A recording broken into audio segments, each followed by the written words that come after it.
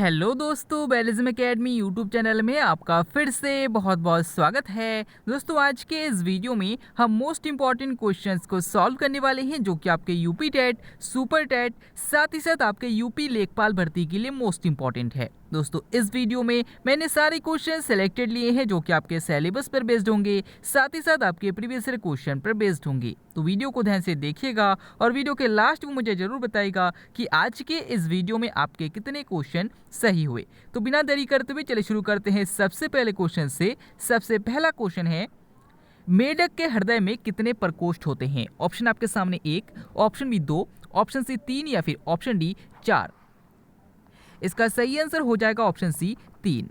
दोस्तों, इस क्वेश्चन को मैंने आपको पहले कई वीडियो में बताया है कि जब भी किसी स्तनधारी के हृदय में कोष्ठों की संख्या पूछे तो आप 3 पर टिक करेंगे, अगर किसी स्तनधारी के हृदय की कोष्ठों की संख्या पूछे तो आप 4 पर टिक करेंगे, और अगर आपसे किसी जलीय जीव के हृदय की कोष्ठों की संख्या पूछे तो आप 2 पर टिक करेंगे। यानी कि अगर आपसे मछली में हृदय की संख्या पूछा जाए कि मछली के हृदय में कितने कोष्ठ होते हैं तो आप कहेंगे कि 2 कोष्ठ होते हैं। अगर आपसे पूछा जाता है कि मेढक के हृदय में कितने कोष्ठ होते हैं तो याद रखिएगा 3 कोष्ठ होते हैं, और अगर आपसे पूछा जाता है कि मनुष्य के हृदय में कितने कोष्ठ होते हैं तो याद रखिएगा 4 कोष्ठ होते हैं। अगला क्वेश्चन, मोनोकल्चर का संबंध निम्नलिखित में से किससे है? ऑप्शन आपके सामने अन्न उत्पादन, ऑप्शन बी रेशम उत्पादन, ऑप्शन सी मछली पालन या फिर ऑप्शन डी इनमें से कोई नहीं। इसका सही आंसर हो जाएगा ऑप्शन ए, अन्न उत्पादन। दोस्तों, याद रखिए कि मोनोकल्चर का संबंध अन्न उत्पादन से है। अगर आपसे पूछा जाता है कि रेशम कीट पालन क्या कहलाता है तो याद रखिएगा सेरीकल्चर कहलाता है। अगला क्वेश्चन, हृदय की बीमारी को किसके द्वारा पहचाना जाता है? ऑप्शन आपके सामने है ECG, option B EEG, option C MCR या फिर ऑप्शन डी इनमें से कोई नहीं। इसका सही आंसर हो जाएगा ऑप्शन ए, ईसीजी। दोस्तों, याद रखिए कि हृदय की बीमारी की जो जांच की जाती है वो ईसीजी के द्वारा की जाती है, और मस्तिष्क की बीमारी की जांच जो की जाती है वो ईईजी के द्वारा की जाती है। अगला क्वेश्चन, सरहदी गांधी के रूप में कौन विख्यात है? ऑप्शन आपके सामने है Abul Kalam Azad, option C Mohammad Ali Jinnah, option C Khan Abdul Gaffar खां या फिर ऑप्शन डी मोहम्मद इकबाल। इसका सही आंसर हो जाएगा ऑप्शन सी, खान अब्दुल गफ्फार खां। दोस्तों, याद रखिएगा कि सरहदी गांधी या फिर याद रखिएगा कि सीमांत गांधी, दोनों खान अब्दुल गफ्फार खां को कहा जाता है। तो दोनों तरीके से आपसे क्वेश्चन पूछा जा सकता है। अगर आपसे पूछा जाता है कि स्वतंत्र भारत के पहले शिक्षा मंत्री कौन थे तो याद रखिएगा अबुल कलाम आजाद थे। अगला क्वेश्चन, थल सेना दिवस किस दिन मनाया जाता है? ऑप्शन आपके सामने है 6 जनवरी, ऑप्शन बी 15 जनवरी, ऑप्शन सी 26 जनवरी या फिर ऑप्शन डी 30 जनवरी। इसका सही आंसर हो जाएगा ऑप्शन बी, 15 जनवरी। दोस्तों, याद रखिएगा कि थल सेना दिवस 15 जनवरी को मनाया जाता है, नौ सेना दिवस 4 दिसंबर को मनाया जाता है, और वायु सेना दिवस 8 अक्टूबर को मनाया जाता है। तो तीनों क्वेश्चन इंपॉर्टेंट है, याद रखिएगा। अगला क्वेश्चन, गिटार में कुल कितने तार होते हैं? ऑप्शन आपके सामने है 4, ऑप्शन बी 5, ऑप्शन सी 6 या फिर ऑप्शन डी 7। इसका सही आंसर हो जाएगा ऑप्शन सी, 6। दोस्तों, याद रखिए कि भारतीय कला और संस्कृति का अगर आपके एग्जाम में सिलेबस में टॉपिक दे रखा है तो आपके एग्जाम में ये क्वेश्चन भी पूछा जा सकता है, क्योंकि ये आपके कला और संस्कृति का क्वेश्चन बन सकता है। तो याद रखिएगा कि गिटार में टोटल 6 तार होते हैं।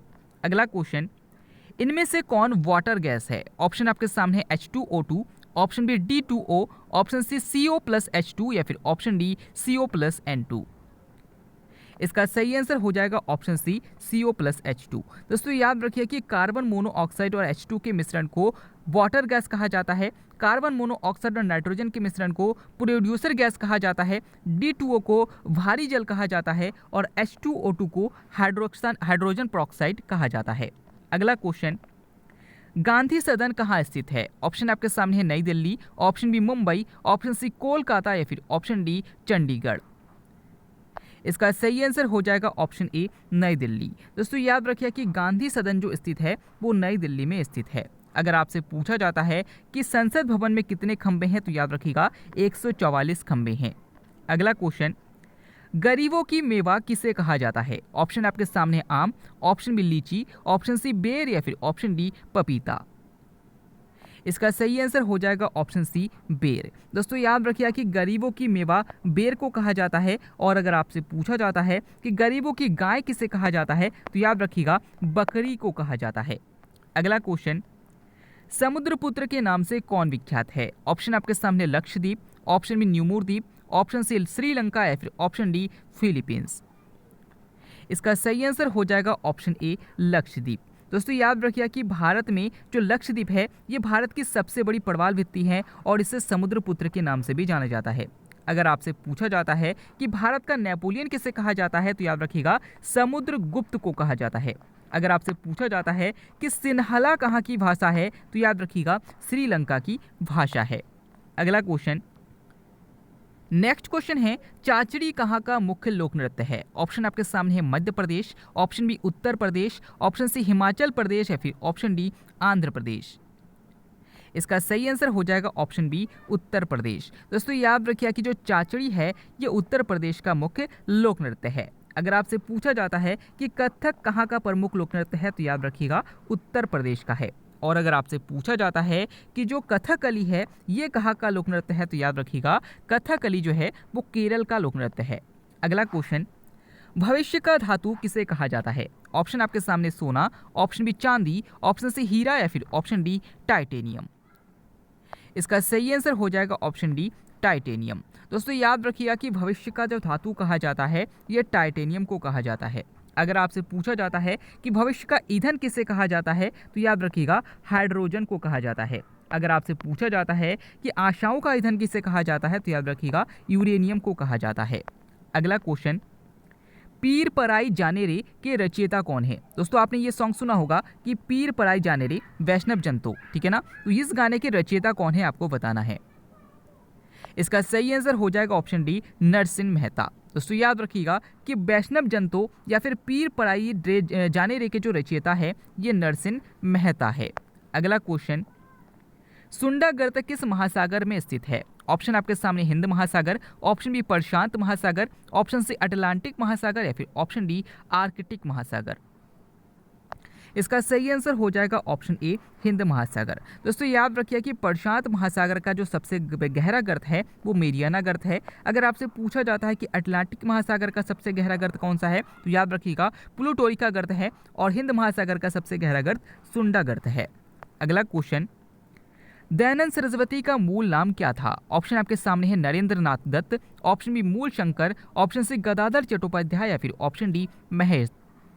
इसका सही आंसर हो जाएगा ऑप्शन बी मूल शंकर। दोस्तों याद रखिए कि स्वामी दयानंद सरस्वती का जो मूल नाम था वो मूल शंकर था। अगर आपसे पूछा जाता है कि स्वामी विवेकानंद का मूल नाम क्या था तो याद रखिएगा नरेंद्र नाथ दत्त था। और अगर आपसे पूछा जाता है कि रामकृष्ण परमहंस का मूल नाम क्या था तो याद रखिएगा गदाधर चट्टोपाध्याय था।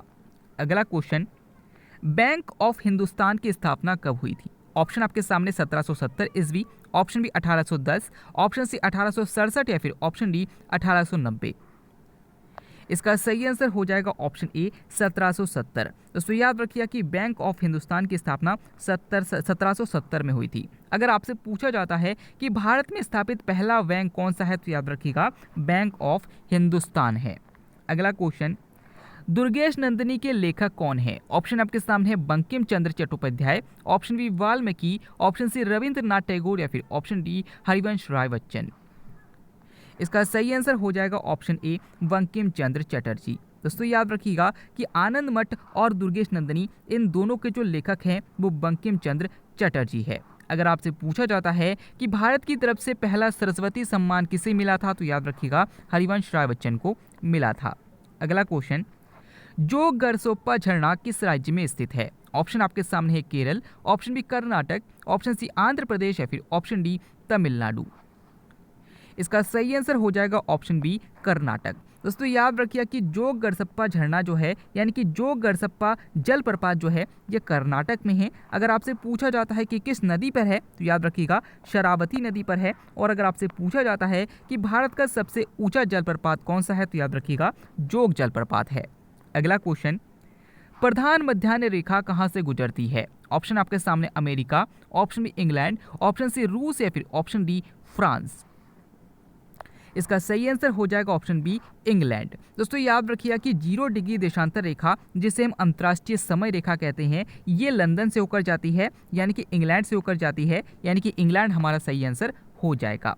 अगला क्वेश्चन, सोने के आभूषण बनाते समय इसमें क्या मिलाया जाता है? ऑप्शन आपके सामने तांबा, ऑप्शन बी पारा, ऑप्शन सी प्लेटिनम या फिर ऑप्शन डी एल्यूमिनियम। इसका सही आंसर हो जाएगा ऑप्शन ए तांबा। दोस्तों याद रखिए कि सोने के आभूषण को बनाते समय उसमें तांबा मिलाया जाता है। अगर आपसे पूछा जाता है कि मनुष्य ने सर्वप्रथम किस धातु का उपयोग किया था, तो याद रखिएगा तांबा का प्रयोग किया था। अगर आपसे पूछा जाता है कि शुद्ध सोना कितने कैरेट का होता है, तो याद रखिएगा 24 कैरेट का होता है। अगला क्वेश्चन, मानव का सामान्य रक्तदाब कितना होता है? ऑप्शन आपके सामने है 120/80 mmHg, option B 90/140 mmHg, option C 120/160 mmHg या फिर ऑप्शन डी 85/150 mmHg। इसका सही आंसर हो जाएगा ऑप्शन ए 120/80 mmHg। दोस्तों याद रखिएगा कि ये क्वेश्चन लगभग हर साल किसी ना किसी एग्जाम में पूछा जाता है कि मानव के रक्त का सामान्य रक्तदाब कितना होता है, तो याद रखिएगा 120/80 mmHg होता है। अब आपको कंफ्यूज किया जा सकता है कि 80 को ऊपर दिया जा सकता है और 120 को नीचे कर दिया जा सकता है, तो आप इसको ध्यान रखिएगा कि बड़ा वाला ऊपर होगा, यानी कि 120 ऊपर होगा। अगर आपसे पूछा जाता है कि रुधिर दाब मापने के लिए किस यंत्र का प्रयोग किया जाता है, तो याद रखिएगा स्फिग्मोमैनोमीटर का प्रयोग किया जाता है। अगला क्वेश्चन, एक अश्वशक्ति किसका एकक है, यानी कि जो अश्वशक्ति है वो किसका मात्रक है? ऑप्शन आपके सामने जूल, ऑप्शन बी कार्य, ऑप्शन सी शक्ति या फिर ऑप्शन डी बल। इसका सही आंसर हो जाएगा ऑप्शन सी शक्ति। दोस्तों याद रखिए कि शक्ति का जो मात्रक है वो अश्वशक्ति भी हो सकता है, और अगर आपसे पूछा जाता है कि एक अश्वशक्ति बराबर कितने वाट होते हैं, तो याद रखिएगा 746 वाट होते हैं। अगला नेक्स्ट क्वेश्चन है, टाइटन किस ग्रह का उपग्रह है? ऑप्शन आपके सामने Mangal, option B Brihaspati, option C Shani या फिर ऑप्शन डी यूरेनस। दोस्तों इस क्वेश्चन के आंसर आपको हमें कमेंट के द्वारा बताना है। आज के वीडियो में आपके कितने क्वेश्चन सही हुए, साथ ही साथ आज का वीडियो आपको कैसा लगा कमेंट करके जरूर बताएगा। दोस्तों आपका यूपी पैट का एग्जाम जो है वो 24 अगस्त को हो चुका है, और मैंने उससे पहले 23 अगस्त को एक मॉडल पेपर डाला था। उसी में से बिल्कुल जैसे जैसे मैंने क्वेश्चन डाला और उसमें जैसे मैंने डिस्क्राइब किया, सीधे सीधे उसमें से 3 से 4 क्वेश्चन पूछे गए। अगर आपको विश्वास ना हो तो 23 अगस्त के मॉडल पेपर को एक बार आप देख लीजिए, आपको विश्वास हो जाएगा। साथ ही साथ अगर आप पिछले 10 दिन के वीडियो को अगर आप देखेंगे, पिछले 10 दिन के वीडियो को, तो आपको कम से कम आपको याद रखिएगा कि 25 से 30 या फिर कह सकते हैं कि 30 से भी ज़्यादा क्वेश्चन आपको मिल जाएंगे। और अगर आप एक महीने के वीडियो को देखेंगे तो आपको 30 से 40 क्वेश्चन आराम से मिल जाएंगे। तो आप वीडियो को देखिए, अगर विश्वास ना हो आप वीडियो को एक बार देखिए, आपको पूरा विश्वास होने वाला है। अब आगे की तैयारी किसकी करनी है आप कमेंट बॉक्स में जरूर बताइएगा। आपकी तैयारी कैसे चल रही है, साथ ही साथ आज का आपका आगे का क्या प्लान है मुझे जरूर बताइएगा। मिलते हैं अगले वीडियो में, तब तक के लिए देखते रहिए, सीखते रहिए।